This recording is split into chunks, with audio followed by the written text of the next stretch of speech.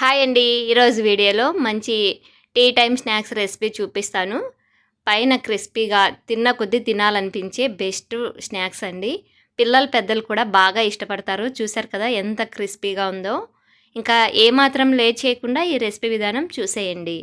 ఈ రెసిపీ కోసం ఒక మిక్సింగ్ ప్లేట్ తీసుకొని అందులోకి 1 కప్పు వరకు గోధుమ పిండి, 1 కప్పు వరకు మైదా తీసుకున్నాను నేను. మీరు కావాలంటే మొత్తం కూడా గోధుమ పిండితోనే చేసుకోవచ్చు.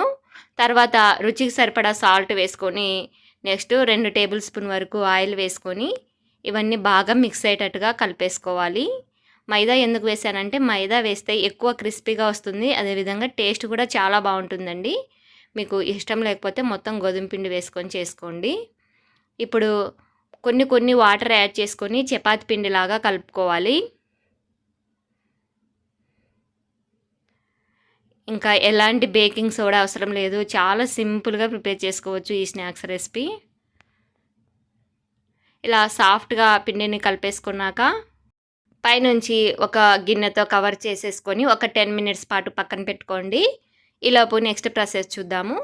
ఒక మిక్సింగ్ బౌల్ తీసుకొని అందులోకి సన్నగా తరిగిన 2 ఆనియన్స్ వేసుకోవాలి. నేనైతే ఇక్కడ చాప్ చేశాను. మీ దగ్గర మినీ చాపర్ లేకపోతే సన్నగా కట్ చేసుకోండి, సరిపోతుంది. ఇందులోకి కొద్దిగా సాల్టు, స్పైసీకి తగ్గట్టుగా కారం పొడి, 1 టీ స్పూన్ వరకు ధనియాల పొడి వేసుకొని ఇవన్నీ మిక్స్ అయ్యేటట్టుగా కలిపేసుకోవాలి. ఆల్రెడీ పిండిలో మనం సాల్ట్ వేసాం కాబట్టి చూసి ఈ స్టఫింగ్‌కి సరిపడా వేసుకోండి.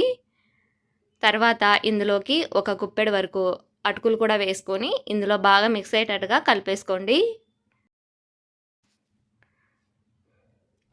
ఇలా కలిపేసుకున్నాక ముందుగా మనం కలిపి పెట్టుకున్న గోధుమ పిండి తీసుకొని కొంచెం తీసుకోవాలి, లేదంటే మందం వచ్చేస్తుంది. చాలా పల్చగా ఒత్తుకుంటాం కాబట్టి కొంచెం తీసుకొని పొడిపిండి చల్లుకొని వీలైనంత పల్చగా ఒత్తుకోవాలి.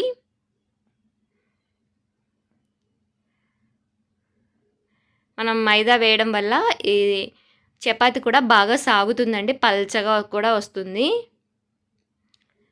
ఇలాగా ప్రిపేర్ చేసి పెట్టుకున్నాక వీటన్నిటిని ఒక ప్లేట్లోకి పక్కకు తీసి పెట్టుకోండి.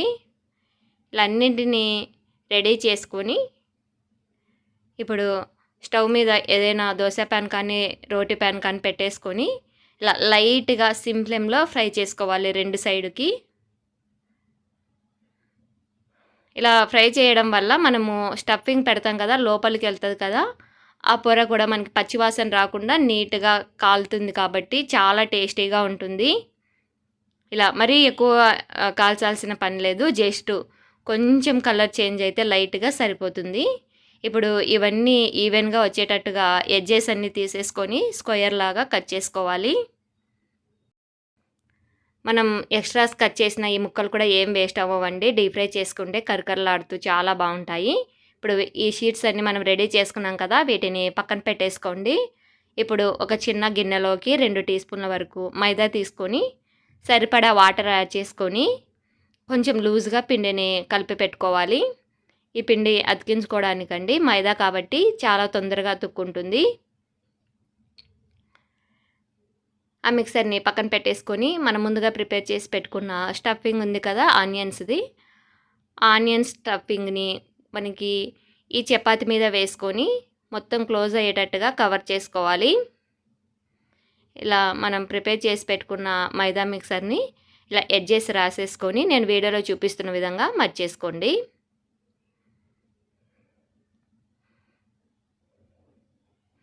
చాలా ఈజీగానే అతుక్కుంటుంది. ఇలా సైడ్ ఎడ్జెస్ కూడా ఆ పిండితోనే అతికించుకోవాలి. అంతే అండి, చాలా సింపుల్గా చేసుకోవచ్చు. మనం పిల్లలకి బయట సమోసాలు అవి ఇవి కొనిచ్చే బదులు ఇలా ఇంట్లోనే చేసి పెడితే హైజీనిక్గా ఉంటుంది. బయట యూజ్ చేసే ఆయిల్ చాలా రీయూజ్డే ఉంటుందండి మోస్ట్లీ. కాబట్టి బయట అవాయిడ్ చేసి పిల్లలకి ఇలా స్నాక్స్ చేసి పెట్టండి. అంతే అండి, ఇలాగే అన్నింటినీ ప్రిపేర్ చేసి పెట్టుకొని ఒక ప్లేట్లోకి తీసేసుకోవాలి. ఇప్పుడు వీటిని డీప్ ఫ్రై చేయడానికి స్టవ్ మీద ఆయిల్ పెట్టుకొని వేడి చేసుకోవాలి. ఇది మీడియం హీట్ అయ్యాక సిమ్ ఫ్లేమ్లో పెట్టేసుకొని సిమ్ టు మీడియం ఫ్లేమ్లోకి అడ్జస్ట్ చేసుకుంటూ టర్న్ చేసుకుంటూ బాగా కలర్ వచ్చే వరకు డీప్ ఫ్రై చేసుకొని తీసేసుకోవడమే. ఇవి సిమ్ ఫ్లేమ్‌లో మాత్రమే డీప్ ఫ్రై చేసుకోవాలండి. మీడియం టు సిమ్ ఫ్లేమ్‌లో. లేదంటే కొంచెం సాఫ్ట్‌గా అయితాయి. హై ఫ్లేమ్‌లో మనం డీప్ ఫ్రై చేసామనుకోండి పైన కలర్ వచ్చేస్తాయి. సాఫ్ట్‌గా అయిపోతాయి.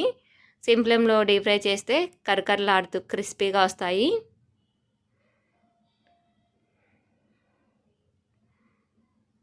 చూసారు కదా! ఇలా బాగా కలర్ చేంజ్ అయ్యాక తీసేసుకోవడమే.